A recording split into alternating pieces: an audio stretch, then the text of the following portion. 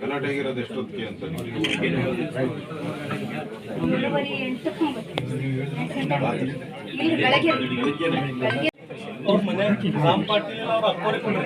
ಈಗ ಅವನೇ ಇದರಲ್ಲಿ ನಿಮ್ಮ ಯವನ್ನ ಇನ್ನ ಮಾಡಿಲ್ರಿ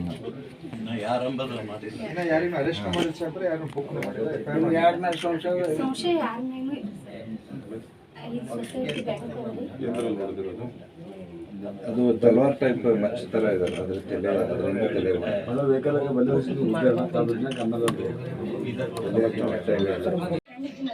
ನಂತರ ಬೇರೆ ಹೆಣ್ಣಿಗ